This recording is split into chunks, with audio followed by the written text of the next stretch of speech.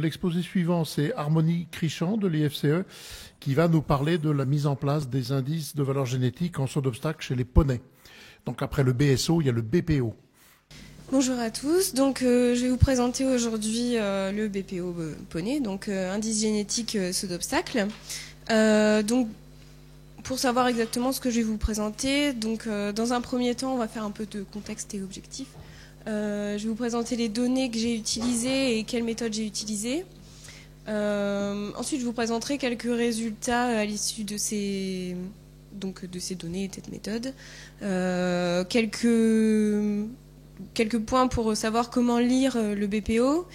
Une petite notion, donc là c'est d'intervalle de confiance. Comment raisonner les accouplements en utilisant les BPO. Perspective et voilà. Donc avant 2018, on va faire un comparatif entre les chevaux et les poneys. Chez les chevaux, on avait donc pour le saut d'obstacle l'ISO et le BSO, donc l'indice de performance et l'indice génétique. Donc ces deux indices étaient donc pour le premier calculé avec des données de performance et le BSO calculé à la fois avec les données de performance et les données de généalogie. Chez le poney, on avait seulement l'IPO, donc l'indice de performance pour le saut d'obstacle, qui était issu donc des données de performance de compétition officielle. Donc, à la demande de l'association Poney Français de Selle, on avait pour objectif de mettre en place des indices génétiques pour les poneys. Donc, c'est ce qu'on a fait en utilisant des données de généalogie de ces poneys. En ce qui concerne les données, ce sont des données issues de compétitions officielles, donc 4 types de compétitions, les épreuves fédérales pour les poneys BCDE et épreuves ouvertes BCD. Et donc elles ont pu avoir plusieurs appellations au cours du temps, donc Club Poney, Ponam, Poney, et aujourd'hui c'est Division Poney. On a les épreuves SHF Jeune Poney, donc hors classement des championnats. Les épreuves internationales enregistrées par la FFE et pour les poneys qui ont participé à au moins une de ces épreuves précédentes, s'ils ont participé à des concours épreuves chevaux FFE, on utilise les points qui sont obtenus dans ces épreuves et on les pondère pour les adapter à l'échelle des poneys. Donc la méthode qui a été utilisée, c'est une méthode classique pour calculer les BPO. Dans un premier temps, on a les performances dont on a parlé juste avant, qui sont issues des compétitions entre 1996 et 2018. Il y avait 300 000 performances qui étaient réalisées par 74 000 poneys. Et on a une généalogie donc, de 150 000 équidés qui sont les performeurs qui ont réalisé les performances précédentes et leurs ascendants retrouvés sur au minimum 4 générations. Donc pour calculer les paramètres génétiques, on a utilisé un modèle statistique qu'on appelle antidépendant, donc SAD, qui prend en compte les performances, intuitivement, on peut penser que la performance d'une année N va être liée aux années précédentes et aussi influencera les années suivantes. Donc on imagine qu'il y a une corrélation entre années et ce modèle-là prend en compte ces corrélations génétiques et éventuellement phénotypiques. Donc selon la complexité du modèle, on peut faire varier les années qu'on prend en compte et aussi la complexité du polynôme. Les effets fixes qui ont été pris en compte sont le sexe, l'année, et on a des covariables qui sont l'âge, la taille et la taille au carré. Donc en réalité, on a deux modèles puisqu'on enregistre les données de performance sous deux modalités qui sont les points et les classements. Donc à la fin, on aura deux BPO qu'on va pondérer donc à 50-50 chacun. Et suite à ces paramètres génétiques, on va calculer un BPO donc avec une méthode classique. Donc quelques résultats. Donc dans un premier temps, l'héritabilité. Donc l'héritabilité pour les points et l'héritabilité pour les classements, respectivement en orange et en bleu. Donc sur les de 4 à 17 ans, puisqu'en fait, comme on l'a dit, les performances sont liées à l'âge. Donc là, on a montré sur l'âge. Les premières années sont des caractères un peu particuliers chez le poney, qu'on ne retrouvait pas forcément chez le cheval. Et pour les points, donc on obtient une héritabilité moyenne de 0,25. Et pour les classements, une héritabilité un peu plus faible de environ 0,18. Donc pour les points et les classements, finalement, les données, les résultats sont un peu les mêmes. Les points, si l'animal est bien classé, il aura plus de points, mais on a quand même des petites différences sur ces résultats. Ensuite, ici, on a les corrélations génétiques et phénotypiques, donc génétique en haut et phénotypique en bas, concernant les points et les classements, avec une échelle allant de 0 à 1, donc 0 étant le vert et 1 étant le rouge. Donc on voit que les corrélations génétiques, autant pour les points que pour les classements, sont relativement fortes, même pour des années assez éloignées finalement. Je ne sais pas si on voit le curseur. Non. Donc en fait, on voit que l'âge, donc en bas c'est l'âge minimal et on va jusqu'à 20 ans. Voilà, on voit que même en allant assez loin, on a quand même des corrélations qui restent assez moyennes, donc et des corrélations fortes aux âges proches. Sachant que, pour précision, le modèle qui concernait les points était un modèle légèrement plus complexe que celui des classements. Et pour la corrélation phénotypique, on peut voir qu'aux âges proches, on a des corrélations assez fortes autour de 0,7, 0,8. Et des corrélations qui deviennent faibles avec les âges plus lointains. Ensuite, donc avec notre population de référence qui concerne les poneys qui sont âgés de 5 à 7 ans au moment de l'indexation. Donc pour nous, c'était les poneys nés entre 2011 et 2013.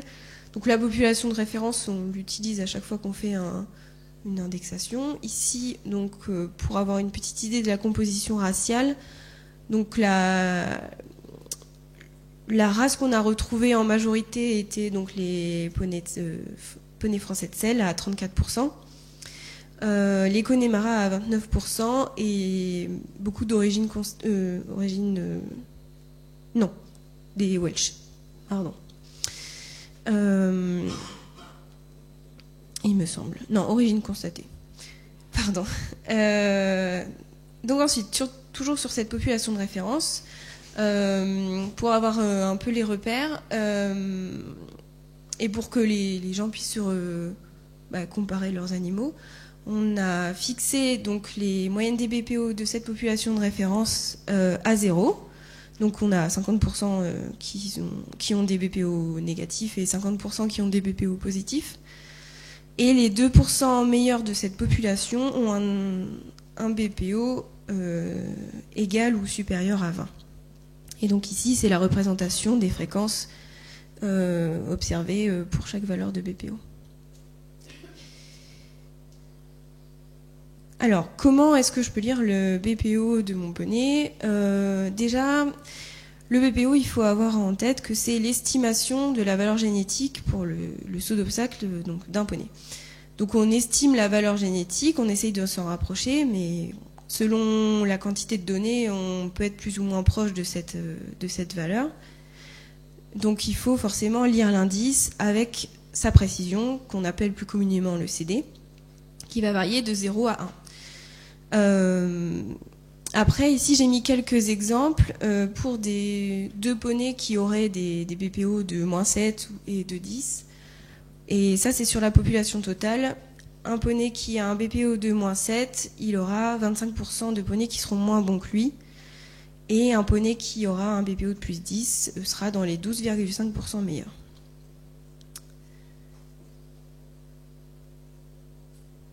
Ensuite, d'un point de vue reproduction, on peut partir du principe qu'un poney qui a un BPO positif sera un animal améliorateur.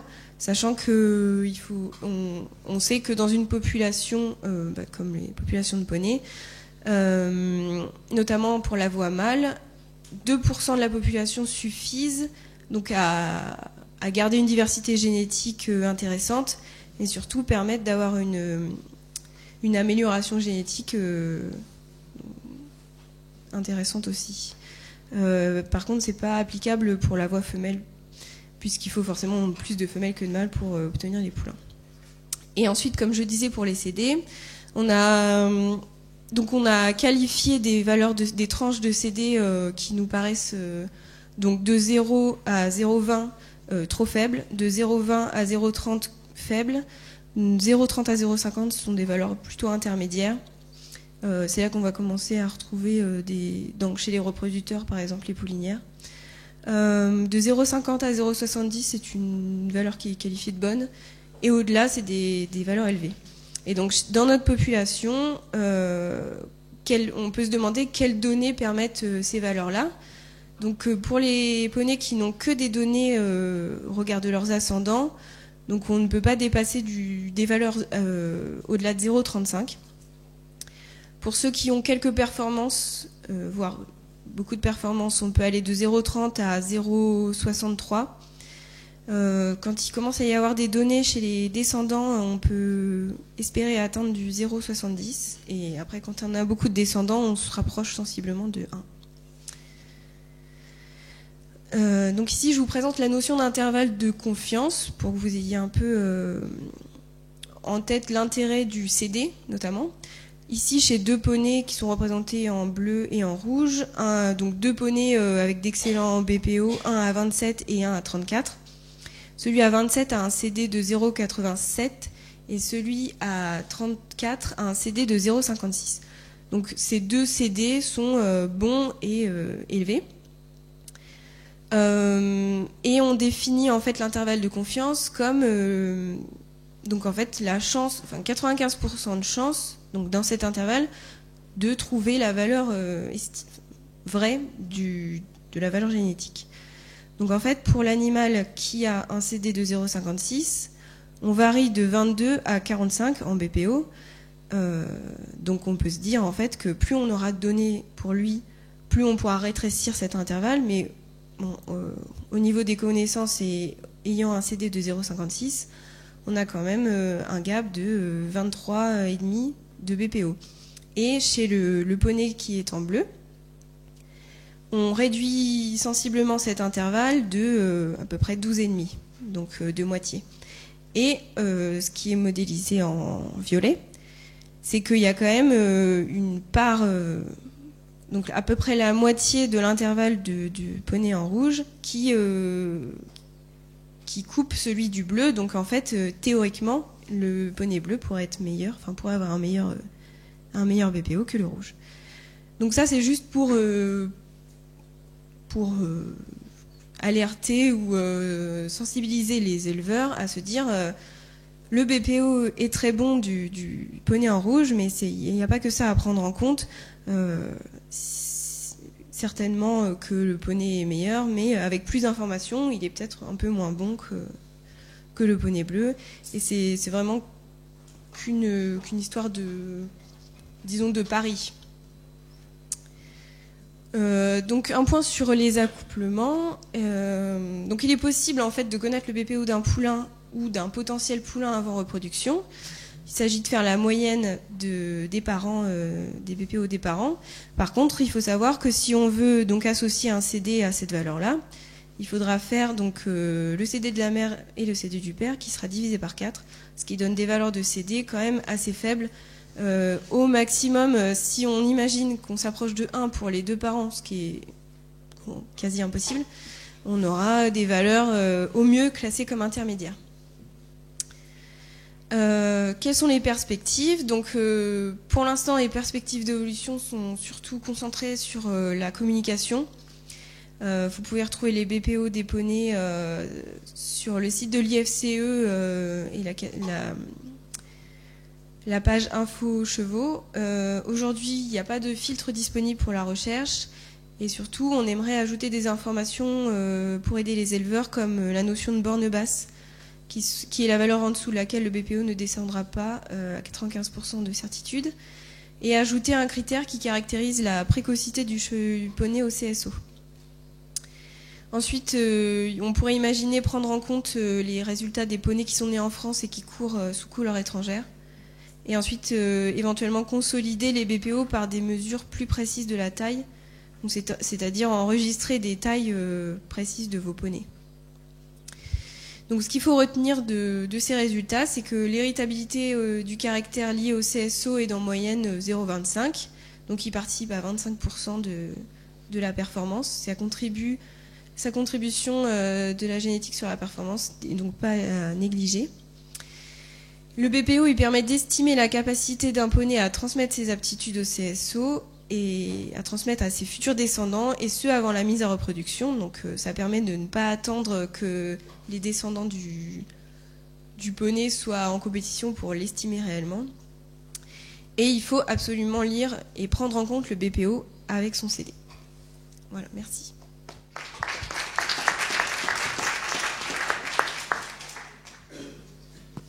Je ne connais pas le détail de savoir où est-ce que vous en êtes dans la diffusion de ce genre d'approche et de résultats.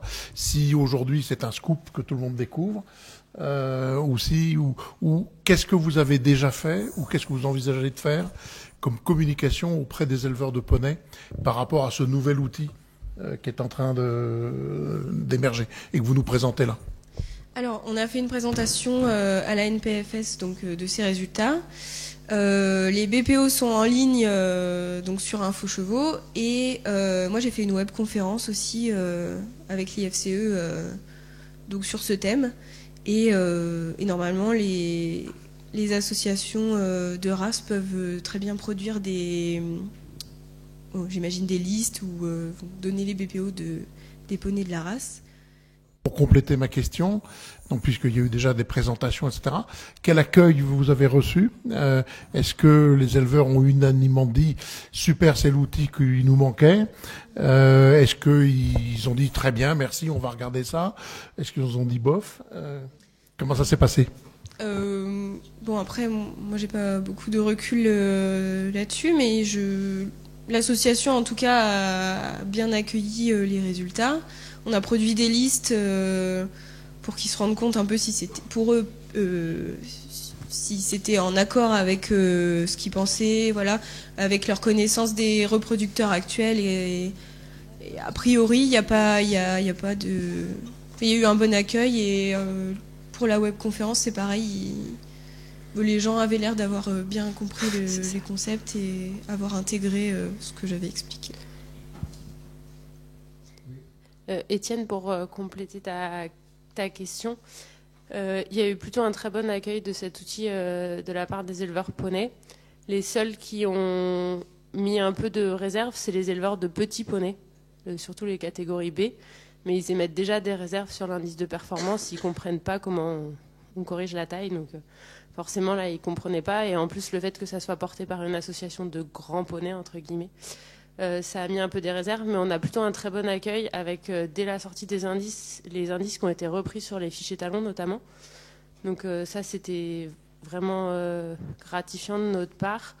Et puis, des articles qui ont été repris dans la presse spécialisée, etc. Donc, c'est un outil qui a mis très longtemps à sortir, mais qui était très attendu et qui répond vraiment à un manque qu'il y avait de la filière poney, notamment sur les jeunes reproducteurs.